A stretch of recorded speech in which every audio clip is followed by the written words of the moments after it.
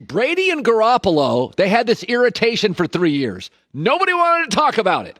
In the end, New England gave Garoppolo away for a second-round pick because nobody wanted to talk about it. It's one of the bad moves, probably, not keeping Brady, but getting nothing for it, that Belichick ever made. Chandler Jones was not a great move, and Garoppolo for a second-rounder is not a great move because nobody wanted to talk about it. Aaron's being brutally honest. I'm 36. I've had 2 surgeries. You drafted him in the first round. Folks, if you draft a quarterback in the first round, they all play within 2 years. In fact, I believe the last quarterback to be drafted in the first round who didn't play in the first 2 years was Aaron Rodgers. They're going to play Jordan Love. They're going to play him at least next year. And again, Aaron Rodgers is willing to have a big boy, grown-up adult conversation. Aaron just eliminated all of it. Be willing to have uncomfortable conversations. It's painful initially, but builds trust, which, at the end, wasn't the reason Brady left New England. Wasn't it like a trust thing? It wasn't because Belichick was a bad coach or Kraft was a bad owner or they weren't paying him. Like, Brady didn't really trust they could get him weapons. Brady didn't really trust that they'd go out and spend money in free agency. It was a trust issue. Brady just didn't trust that they would get him what he needs to beat Patrick Mahomes and Lamar Jackson. To me, if I'm Green Bay today, I'm like, thank God. Aaron just talked about the one thing we're going to have to kind of talk about for the next 3 years. I have said, if people's resume shows me a history of being smart, prepared, and manipulative, then that's who they are. Most of the media in America believes a bunch of things are happening for the Patriots in the last 3 to 4 months, and they're all just random. You know, they just had a camera guy up in the Bengals press box to tape them. It was just totally random. Every time we think the Patriots are just doing something, the Patriots say, you know, we didn't have any idea. We find out that they did have an idea, and there was a plan behind it, because there's a plan behind everything Bill Belichick does.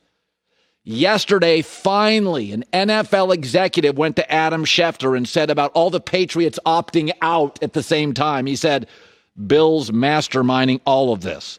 Schefter said, for what reason? And the executive said, I don't know, but that's who he is. Exactly. Every time the Patriots get caught with something, there's this, we don't know what you're talking about, and then we find out they knew exactly what they were doing. You believe in the last 4 months, these are all random occurrences, what I'm going to speak of. Number one, they weren't remotely aggressive in free agency. Well, they always go after a couple people. 2, they let some really good players go, valuable, like Kyle Van Noy, that were marginally expensive. All right. Number 3, they didn't have any real plan to replace Tom Brady. Sorry, Cam Newton was not a plan. It was a bad news coming, let's sign him. If it's a plan, you wouldn't have let the rest of the market have a shot at Cam Newton. You waited until everybody else had a quarterback. That's not a plan. And number 4, now all their players are opting out. You think these are all random? This is the least random coach in the history of the league. This is the least random organization in the history of the sport. They do nothing without preparation. But I think this is one of the few instances where I think the fans get it over the media. The media doesn't want to say tanking. And I don't see it as tanking. The word scares us. I don't think they're tanking. But I'll give you an example. I sold some Starbucks stock 2-3 days ago at a loss. Now, why did I do that? I never bought the Starbucks stock to lose money, but over the course of this year, I sold some stocks because I thought the market was too heated up. I sold some DocuSign, some Shopify, good stocks I'd had. I made a lot of money and I sold them, but that means capital gains. I'm going to pay taxes. So a couple days ago, I looked and I thought I need a loss because I don't want to pay all these taxes. And I look at Starbucks and I'm like, you know what? I bought it to make money. I don't think in the next 5 years it's going to do nearly as good as some other stuff. So I sold it at a loss. I didn't buy it to lose money, but I sold it as a loss to take a step backwards. Help me with my capital gains. To get 2 steps forward, won't have to pay as much taxes. Nobody buys stocks to lose, but you sell them sometimes to catch your capital gain wins. The Patriots aren't building. They see there's 3 A-plus college prospects and about 3 teams in the league that need them, and they've got enough draft picks where they can move up even more. So we keep winning Super Bowls. We got a bunch of equity. We're up against the cap. Let's let a few guys go, not be aggressive. Let's see what we got in Jarrett Stidham. And oh, darn, if we go 7-9 and have a 9 pick and outside of Jacksonville, nobody needs a quarterback, we get one. I don't think this is tanking.